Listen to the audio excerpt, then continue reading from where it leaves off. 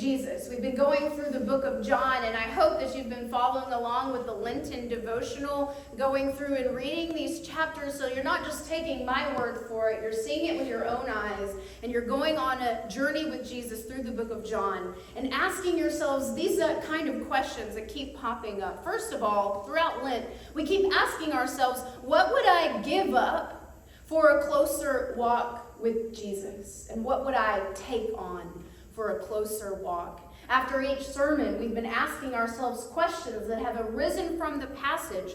Am I a disciple? Am I someone who has counted the cost? Have I done the math?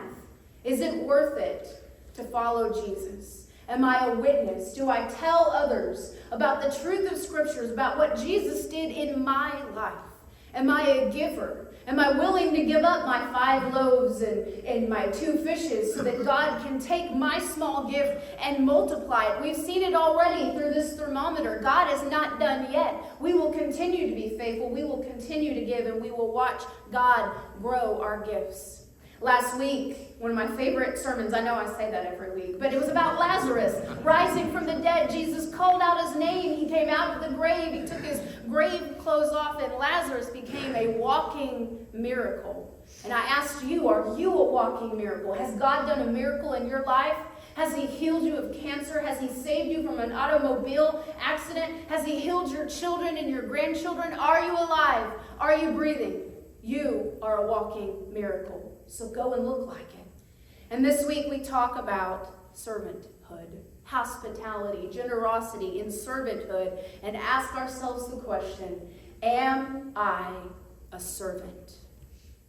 In John chapter 11, after the miracle of Lazarus rising from the dead at the sound of Jesus' voice, it says in the scriptures that many believed in Jesus after Lazarus' resurrection. You would have too. If you would have seen it, a man who was dead 4 days, dead, he stinketh. He's coming out of the grave. And I saw a picture of this from The Chosen. And you know, we had the nice little cartoon that Ben did not like it. It was the picture of the mummy. He did not like that picture. But I saw the picture of when Lazarus was called forth out of the show The Chosen, and it looked scary. He had some scary grave clothes looking things on. And I didn't like it either. But if you saw a man who had been dead, rise from the dead and come out of the tomb, you would have believed too. But word about Jesus began to spread. He wasn't just a great teacher. He wasn't just a nice guy. He wasn't just a guy who could heal blind people. He was a man who could raise the dead. And who else could do this but Jesus, the Son of God? Many people believed, and you would think that this would have been celebrated. Wow, there's a man out there raising the dead. But the religious elites did not like this. They wanted to plot Jesus' death because they feared he would take away their place and their nation. They were more concerned about their power and their nation. And they were afraid that Jesus would take it away from them. But today we pick up on John chapter 12. We're going to be reading verses 1 through 8. 6 days before the Passover, Jesus came to Bethany, the hometown of Lazarus, whom he had raised from the dead. They hosted a dinner for Jesus there. Martha served, ever in the kitchen. Martha is always in the back. She's serving, she's cooking, she's cleaning. Martha is serving, she is doing a good thing. And Lazarus was among those reclining at the table with him. Then Mary took about a pint of expensive perfume made of pure nard, and she anointed Jesus' feet and wiped them with her hair. And the house was filled with the fragrance of the perfume. But one of his disciples, Judas Iscariot, who was going to betray him, asked, why wasn't this perfume sold for 300 denarii and the money given to the poor? Judas did not say this because he cared about the poor, but because he was a thief. As the keeper of the money bag, he used to take from it and what was put into it. "Leave her alone," Jesus replied. "She has kept this perfume in preparation for the day of my burial. The poor you will always have with you, but you will not always have me." Ladies and gentlemen, a crime has just occurred. The people versus Mary. We are bringing a charge against Mary this morning. The charge comes from one Judas Iscariot. The charges filed here are extravagant servitude. See Romans 12, 9 through 13, a perfect example of what a servant is. Exhibit A, we just read it. You saw it with your own eyes. John 12, 1 through 8. A woman has committed a crime of passion. Extravagant servitude. She has broken societal rules and she has wasted 300 denarii of fragrant oil at the feet of Rabbi Jesus. We have other examples of this in the Gospels. In Luke chapter 7, a woman pours out perfume on the feet of Jesus. Luke describes this woman as a sinner. She's a sinful woman. In Exhibit C and D in Matthew 26 and Mark 14, other examples of this crime of passion against Jesus that will be spoken of wherever the gospel is shared. Ladies and gentlemen, the people versus Mary. Our suspect, her name is Mary. She is a former sinner. See Luke. She is the sister of Martha, the one who's always serving in the kitchen. She is the sister of Lazarus, who has allegedly been raised from the dead. She is a resident of Bethany. She is a systematic devotee of Jesus, and she is formally accused of learning at the feet of Jesus rather than being in the kitchen washing dishes and cooking. This lady is a troublemaker.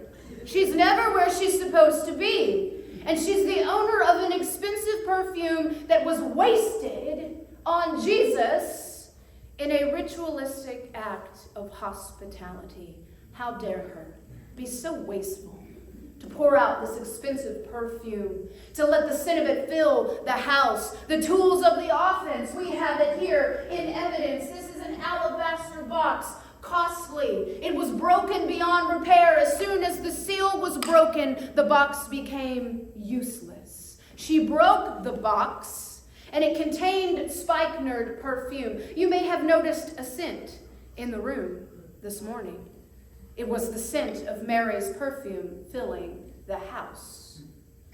And this perfume is from the region of the Himalayas, very far away from Israel. Very costly to go get it, very costly to bring it back.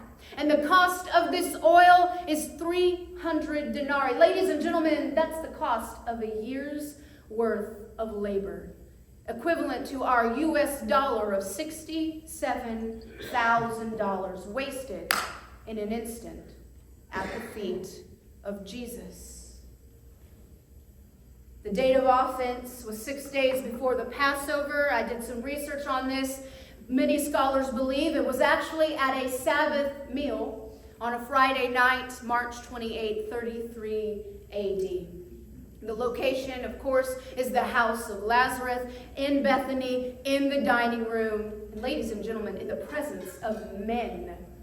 How dare she breach the societal barriers and go touch the feet of a rabbi in a room where she does not belong? The mode of offense. Again, she's crossed those societal boundary lines. She's broken this costly vessel. She unveiled her hair. She exposed her crown of glory. She touched a man. Nay, she touched a rabbi. And she wiped his dirty feet with her crown of glory, her hair, as she wept and she cried, as she poured the oil out over him in a display of extravagant servitude and passionate worship. And ladies and gentlemen, I say to you, she had a motive. She had a reason to do this. This was thoughtfully planned. This was thoughtfully carried out. Her brother Lazarus had allegedly risen from the dead. She was grateful for the resurrection of her brother. But not only that, she herself is known to be a devoted student of Jesus. Luke has already told us that she is a former sinner forgiven by Jesus. And because of this, she believed that Jesus was worth the cost. Dare I accuse her of being a disciple? She has counted the cost. She has done the math. She knows what it means to be a disciple. She is a witness. She witnessed a miracle. She witnessed her brother rising from the dead, and she is a witness to her own forgiveness. She is a giver, obviously, through her extravagant $67,000 gift that she has poured out over the feet of Jesus. She herself might be called a walking miracle. She was once one way, and now she's another way. She is an extravagant servant. So what say you, ladies and gentlemen, in the people versus Mary? Is there enough evidence to convict Mary of extravagant servitude according to the law of God? Is she guilty of being a servant? Yes. Yes. Guilty as charged. And now, wherever the gospel is told, this story will be told in memory of Mary. I do this unusual presentation of the story because I want you to know that this was not a nice story in the scriptures. We read it and we think, oh wow, how sweet. Here comes this lady. She's going to put perfume on Jesus' feet and wipe it with her hair. You need to know that this would have been the most audacious thing a woman could have done to a rabbi in the state of Israel. It would have been criminal, audacious, beyond thinking. This was not normal behavior. This was an extravagant display of love, worship, devotion, of giving, of discipleship, of servanthood. It was not normal. And that's why Judas, although he did probably want to steal the money, he drew attention to the fact of how costly this act was. And the other gospels too did not praise her for what she did. They made fun of her. They accused her. It was not a good thing in their mind. The only person that understood its meaning was Jesus. He knew what she was doing. She was anointing him for his burial. She was the only one in the room that understood what was about to happen to him. And though she might not have known when it was going to happen, she knew that in an act of hospitality and servanthood, no one had washed his feet yet. No one had wiped his feet off when he came in the door, and so she took it upon himself. She found the most expensive thing in her house, and she poured it out over his feet to show how much she loved him, to show that she was a servant. Now I ask you the question. Could anyone bring against you the charge of extravagant servanthood? Could anyone accuse you of loving Jesus that much? That you would break what was costly to you? That you would pour it out in an instant, in a moment, all for love, all to show Jesus, you are worthy. I will get on my knees for you. I will wipe off your dirty feet for you. Jesus, I would do anything for you. I would serve you anywhere. Could anyone dare bring that charge against you? Are you known as a servant of Jesus in your community? If not, that should become the cry of your heart, your prayer. Jesus, make me a servant like Mary, even if it costs me. I will pour out my life as a living sacrifice for you. I challenge you during this season of Lent, be like Mary, be a disciple, count the cost, and ask yourself, is Jesus worth it? Do I want to be his disciple? Am I a witness? Am I a witness like Mary? Have I told others I was this way and Jesus made me this way? I'm going to tell you my Jesus story. I want you to know Jesus. Here's what he's done for me. Do you know my Jesus? Be a giver. Break what is most precious to you. Pour it out for the kingdom. Only what is done for Christ will last. It will do you nothing to accumulate treasures. Instead, you must lay up treasures in heaven, and you do that by being like Mary, being an extravagant giver. Are you a walking miracle? Are you walking in the newness of life? And be like Mary, be a servant, and pour out your life. Every week I've asked you to write up somewhere on your bathroom mirror, on a post-it note, somewhere where you will see it. This week I asked you to write down somewhere, am I a servant?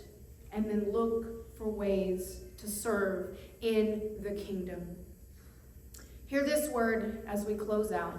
Therefore, I urge you, brothers and sisters, in view of God's grace and mercy, offer your bodies as a living sacrifice, holy and pleasing to God.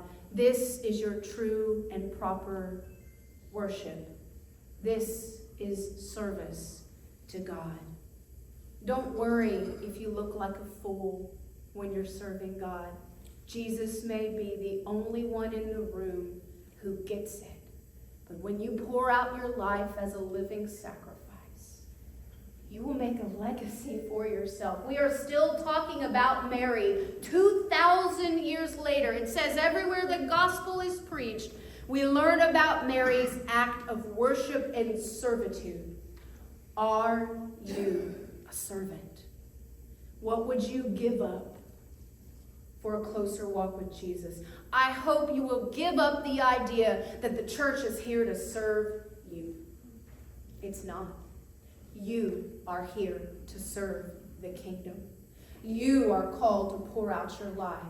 You are called to go and serve Jesus.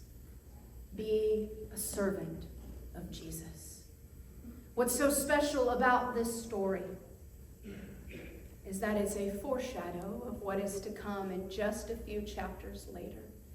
This is the last week of Jesus' life. He knows he's about to die. He knows he's about to pour out his life as the ultimate service, laying out his arms stretched wide, bleeding and dying in service for the world, for the forgiveness of sins. And on the night in which Jesus was with his friends, he mirrored what Mary did. He got on his hands and knees, and he washed the feet of his servants. He washed the one who was about to betray him 3 times. He knew Peter was going to betray him, and he still washed his feet. He even washed the feet of Judas, the one who betrayed him, for 30 pieces of silver. He washed their feet, he fed them, and he served them. And then he said to his church, go and do the same. It's easy to serve the people you like. It's hard to serve the people who you know will hurt you. But you must serve as Jesus. You must love your enemies. You must serve them, and you must not make distinction. And so on that night in which Jesus had gathered his friends, he gave a demonstration pre-cross of what it meant to be a servant to all. And he calls us to do the same.